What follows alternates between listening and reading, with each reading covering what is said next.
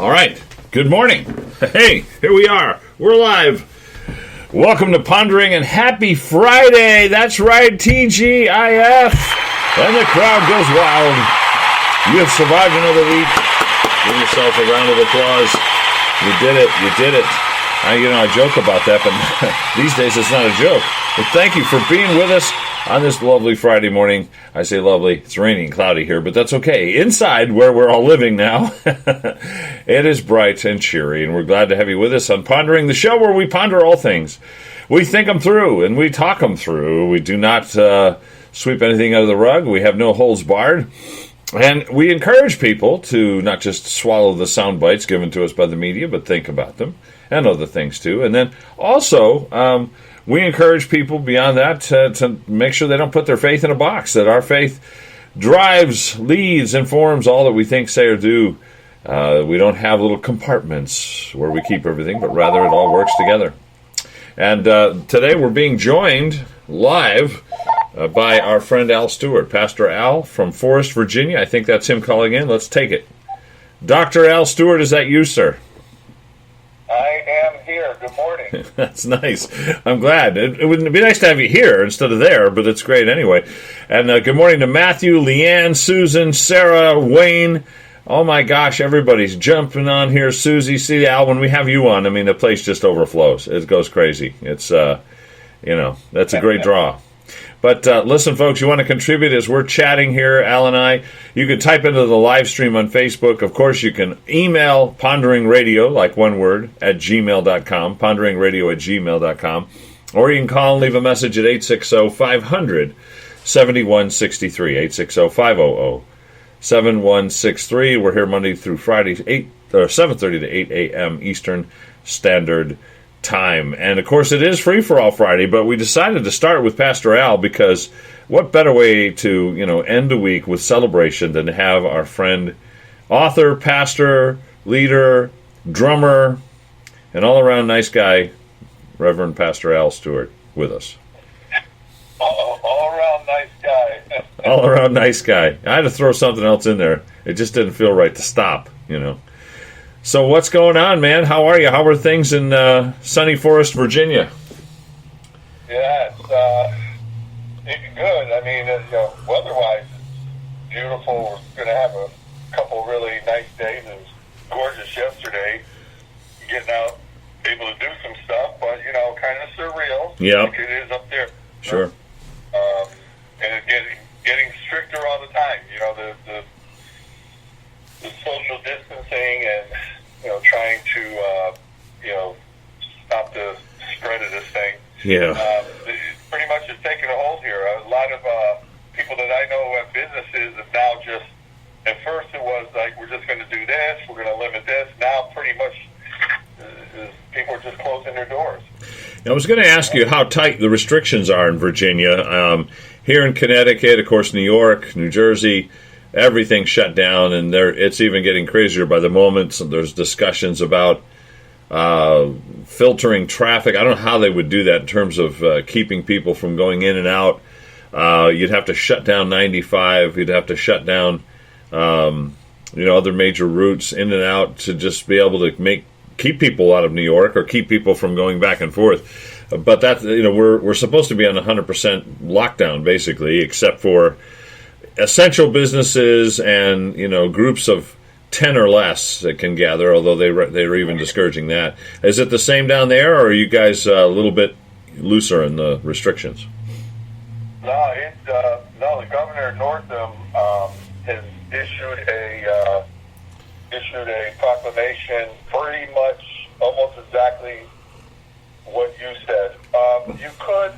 I have a pastor friend in Bedford, and he's out the next town down, and you could do like drive-in church if you want. You could, as long as the cars are distanced apart, this, that. But we talked about that in our leadership, and I just think right now we're just going to kind of a Romans 13 thing. Yep. We're gonna go ahead and we're gonna obey the authorities, and of course, if they did something that wasn't proper, that would be a different story. But right.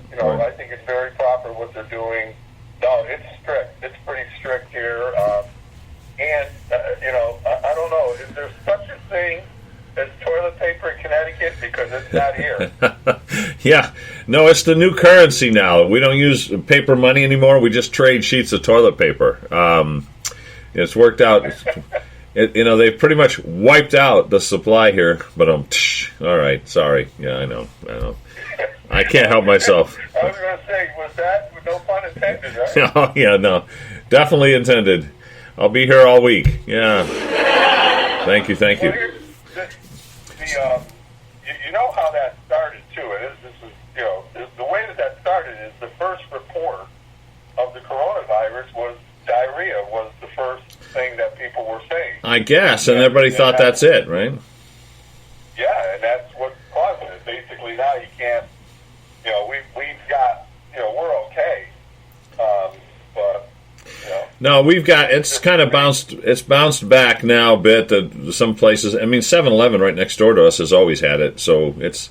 But there are other places people come in. They just clean. Here's another pun. Clean it out. Yeah, I can't stop myself here. I don't know. Anyway, hey, quick question for as far as your church is concerned, Greater Grace Chapel in Forest. Are you guys having online services this weekend, or what's your plan? Yeah, what we've done is we've gone online for, obviously we've been online for 2 weeks now already, and our plan, basically I updated the folks, did a video a few days ago, and right now we're going to be online through April 26th. So through the end of the month, we're going to stay online. Yeah. Another thing we've done is my associate pastor and his wife started a Wednesday night video of prayer time from 7:30 to 8, which has been really great. That's good. Because what happened is at least 3 or 4 different people in our congregation came to me and said, Pastor Al, we really want fellowship, and something we can do. And so how about something in the midweek? So Rob and Lisa do that. And then I did television for 5 years. Oh, yeah. So I'm kind of back on the year here. And nice. So I'm doing Wednesday night from 8 to 9. I call it Evening Elevation. Ooh. And so just doing this Wednesday night program from 8 to 9. We had all kinds of technical difficulty this past Wednesday. So I'm sure you probably heard that the internet is just taxed on Sunday morning and Wednesday night. It's like ready to crash. Oh, I know. So Jesus is taking over Facebook, though. Oh, I love it. We had something over 2,000 hits on our service on Sunday because we broadcast live stream on Facebook, both services, and then we're also running it through a streaming service on our website, and we're putting it out on YouTube, just our YouTube channel. After the fact, we post it as an on-demand thing they can download and listen to. But yeah, we're finding that even the on-demand services, Al, outside of Facebook, are blowing up because there's so many people, so many churches doing it. Yeah, you have Evening Elevation. I decided to do Daily Devastation. That was my show. No, I'm just kidding. Not really. That's the news. That's CNN, MSNBC, ABC. Those guys are doing the Daily Devastation. It is so negative and so scary. I know a lot of people just refuse to watch it. By the way, good morning to Marianne, Fred, and anyone else I missed that's jumped on. Great to have you guys aboard. So, how can people catch you, Al? Where do they find your morning service Sunday or these other ones if they want to chime in and watch what you're doing? And I recommend it. Al's a great teacher. He's a funny guy, and looks aren't everything, but he is a funny guy. And no, he's good man, and you'll get a lot out of his teaching, folks. So, how do they find you, Al?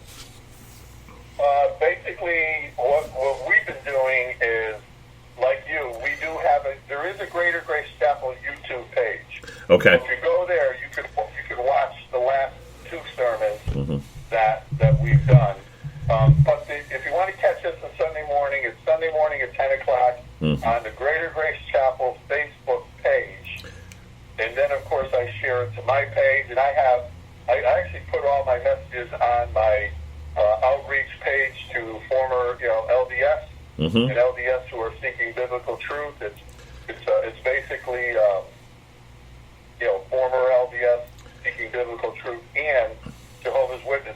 seeking biblical truth. So I'll put it out there. So I have about 3 or 4 sites. I have a Friends of Arminian Wesleyan website. I put it out there. We've got like 1,000 members there. So I've got like 4 or 5 different outlets.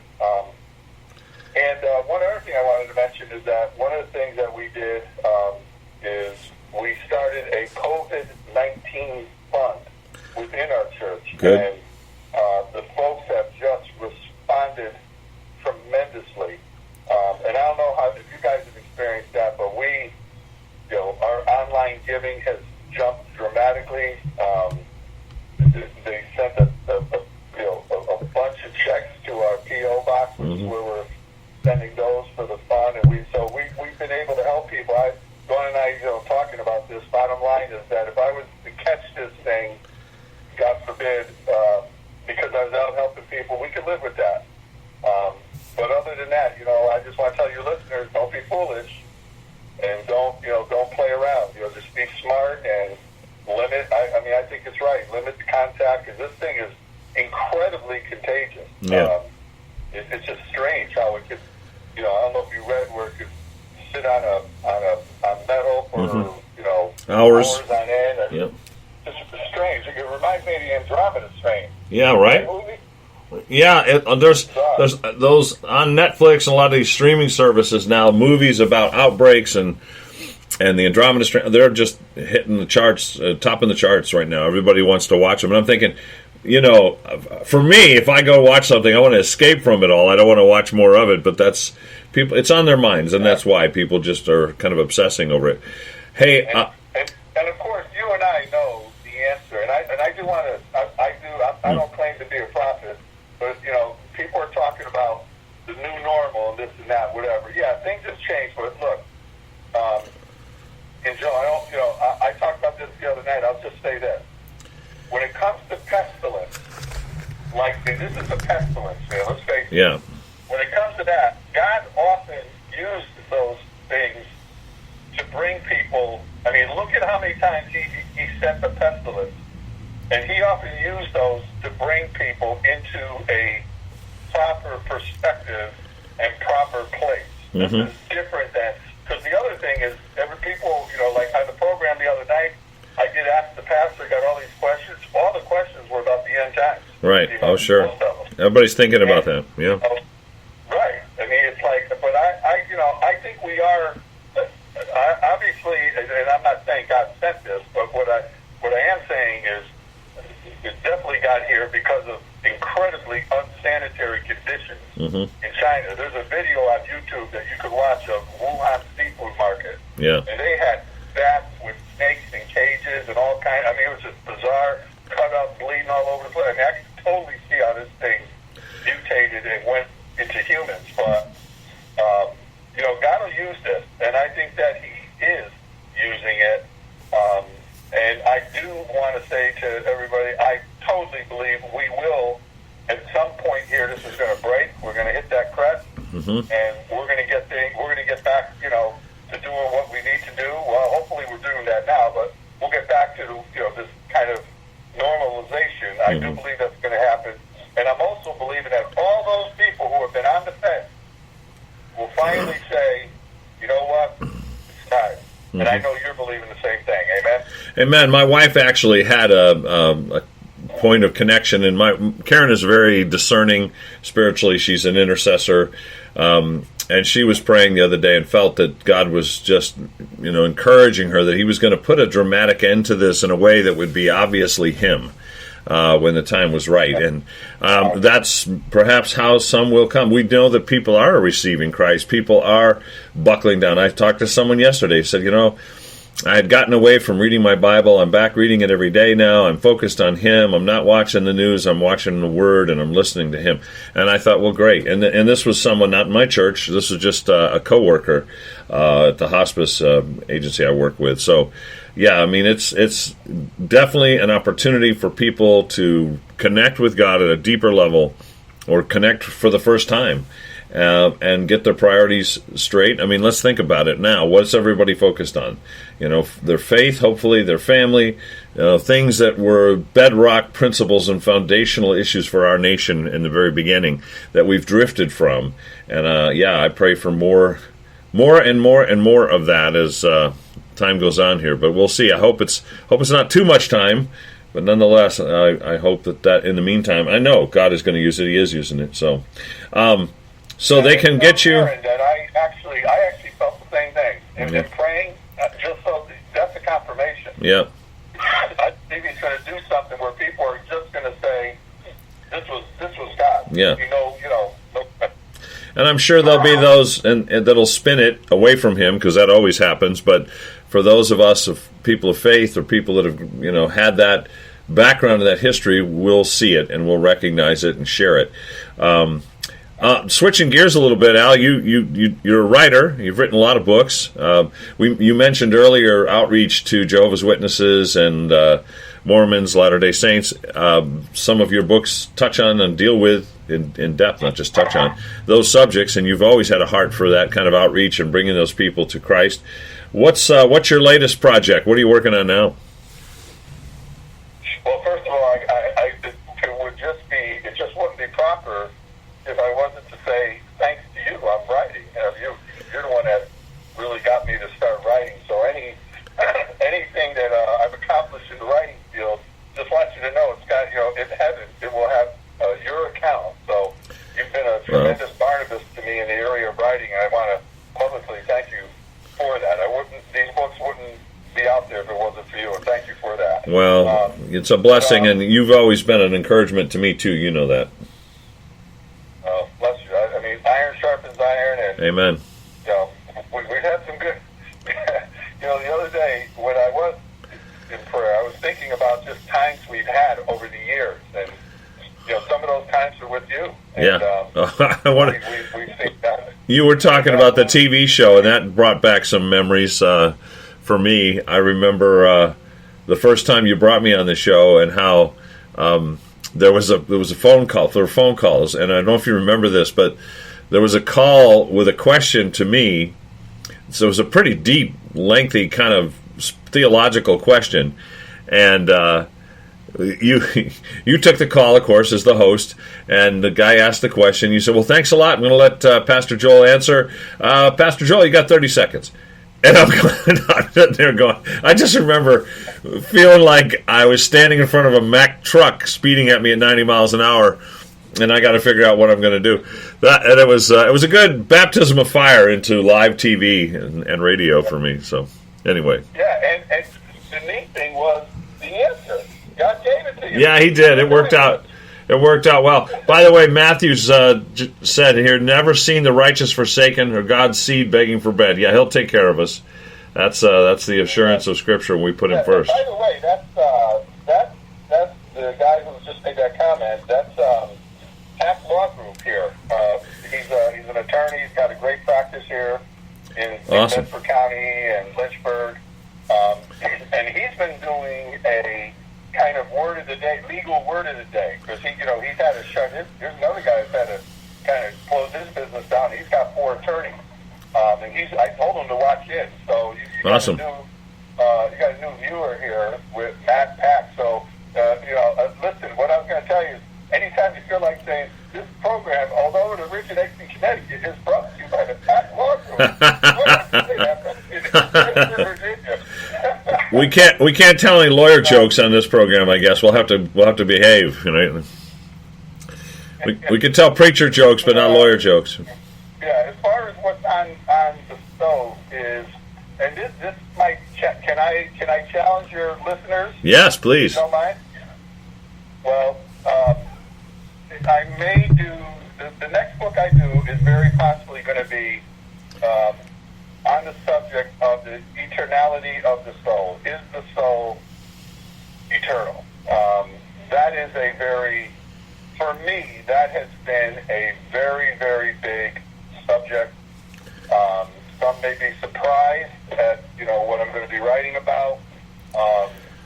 But looking at it from a Jewish perspective and bringing in Greek philosophy, which you're familiar with, I know you know where I'm going with that. But that I might the the next book may very well be Is the Soul Eternal Revisited or something along those lines. I may go back to the Revisited moniker. It's a little controversial, but I think it's something that needs to be spoken about for a few reasons. Now, what's the Revisited tag is pretty much your trademark. Can you list for folks your other books real quick, and they can find them all on Amazon, I understand, correct? Yes, I'll just go through them real quick. The first one is The Sins of Joe Rissinger Revisited. That's a 16-volume set. It's like, I believe it's the size of the Encyclopedia Britannica back in the day. But I should tell your listeners, when I first invited Joel to come to Virginia, he said, my sermon message today is The Sins of Al Stewart, Part 1. I did. I announced that in front of his church, and people applauded. They were very excited to hear it. They but did. They did, but they also said we can't be here all day. We got to go home at some point. Works Revisited is the first book that I wrote, and that is my theological book. It was also my answer to John MacArthur's 2012 Strange Fire Conference, where he lambasted all charismatics. Yep. But it's also my clarion call to the importance of work. Not that works don't save. I say that 100 times throughout the book. Right. But they're very important. I might add that you wrote a tremendous foreword, and were really my partner on that, because that was the first book that I wrote. I needed you to help me, do it, and you wrote a wonderful chapter as well. That book has done very well over the years, as well that it's been out. Then I wrote Mormonism Revisited, and that is my book on the Latter-day Saints, which basically will give anybody if you want a good basic understanding of who they are, past, present, future, who the Church of Jesus Christ of Latter-day Saints is, it's there. It's also got a chapter that says why Mormons aren't Christians, how LDS doctrine is not Christian, it's unorthodox, unbiblical. I lay that out. Then I wrote a book, of course, apologetics is near and dear to my heart, pseudo-Christian religion. So my next book was The Watchtower Revisited, Dangerous Doctrines of Jehovah's Witnesses, where again I lay that out. In fact, that has even more new information on it since it's come out. And I should tell the readers, as time goes by, one of the nice things with having our books on Amazon is, is that we can update them, and I do put in more pertinent information. So every time you pick up the book, you get some more information in it, and I certainly did that with the Watchtower book. Then maybe one of my favorite books is The Importance of Just One Revisited, and that is my long essay, 80-page essay on the parable of the lost and found. And mainly Luke 15, those three parables, but specifically the parable of lost sheep. And I tell the story of a young lady named Hope and her son Philip. Incredible divine appointment. I think I mentioned Andrea Singer, another divine appointment I had down here. Incredible. Then I wrote How to Communicate Jesus Effectively, and that's done pretty well as also. And that's all about just giving people practical ways to share the gospel. It's basically my 35 years of experience wrapped into this book. And then, of course, I published for the first time. So, see, when you got me writing, I also want you to know that I opened up Oh Boy Publishing, and I publish books for other people. I may have, I'm working with another guy right now, possibly, to publish his book. But then I did my old producer of my television program 30-something years ago, Bob Boble, who is a retired police officer, and he's a chaplain.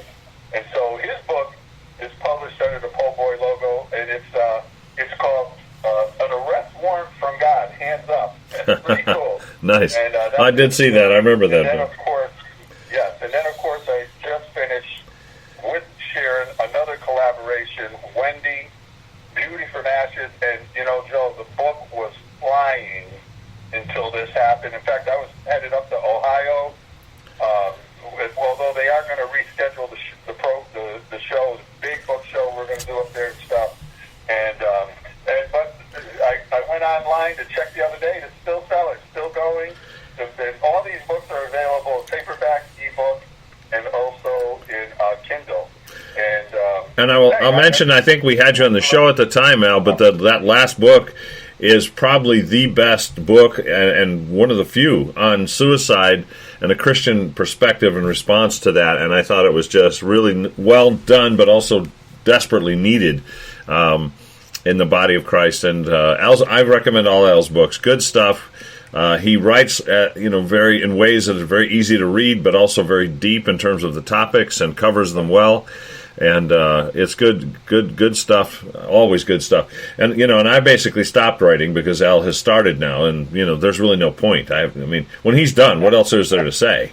So, Let me say this, Joe. Two quick things matter of prayer. One is, I also think it's a great, it is a great story. It is life out of death, and we are waiting to hear back from the 700 Club. I should tell you that. Cool. There's a possibility that I could end up there with it. Also, a friend of mine, a Christian recording artist, talking to him the other day, I really wanted to get the book to the Kendricks brothers. Mm-hmm. These are the guys that have done Courageous and all the other stuff. All the movies, talking to him the other day, and talking to this individual the other day, he's down in Nashville. He said, Al, I'm in touch with Alex every day. We're working on something right now. He goes, send me the book. He goes, I don't know what he'll do with it, but he goes, I guarantee you it'll get into his hands, and I sent him the book. Nice. Isn't that cool? Nice. That is very cool. Excellent. Yeah, you never know what could happen. Who knows? Right? You never know the doors God is going to open. So check out Po Boy Publishing and just all works on Amazon by Al Stewart, guys. You won't be sorry. Listen, we're out of time, bro. It's great to have you, though. Always stay safe and healthy. Give your lovely bride a hug from us, and or at least a 6-foot away hug. Social distance and all that. Be careful. But just kidding. Yeah, she's working from home, and she's downstairs. I'm upstairs. So there you go. All right. Listen, the same to you, Karen, to your entire family, and Joe. Thank you for the tireless work that you do. I love getting up in the morning, and you always. I'm at some point in your program. I'm popping in pretty much all the time, and it's just nice to click on that speaker button and hear your voice. And thank you. So listen, Lord be with you, Lord bless you, and Lord keep you safe, and Lord keep all my fellow nutmeggers safe. Yeah. In Jesus' name. Amen. Thank you, brother. Have a good one. We'll be talking. We'll talk soon. All right, that was Pastor Al Stewart, pastor of Greater Grace Chapel in Forest, Virginia, author of multiple books, and longtime friend of yours truly and of this program. Well, we're out of time, but listen, guys, have a safe and blessed weekend. If you don't have a church that you're connected to, or if you're just spending the day watching different services, check out Lifeway Church, 9:30 and 11:15 a.m. We have live streaming services at the Lifeway Church Facebook page, also at our website, lifewaych.com. I'll be preaching this week about Jesus, the humble King, and I'm very excited about that message, so I hope you'll give me some feedback on it, and hope it's a blessing to you.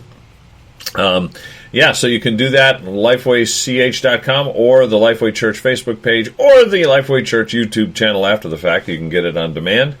We'll also have links to listen to it if you don't have web or internet access on Sunday morning. If you're interested in that, send me a note and I'll get it to you. Joel at lifewaych.com. Joel at lifewaych.com. And until next week, Monday morning, 7:30 a.m., listen, guys, stay safe, stay in the Word, keep praying, and do not check your brains at the door. Keep on pondering, and we'll see you guys then. Bye for now.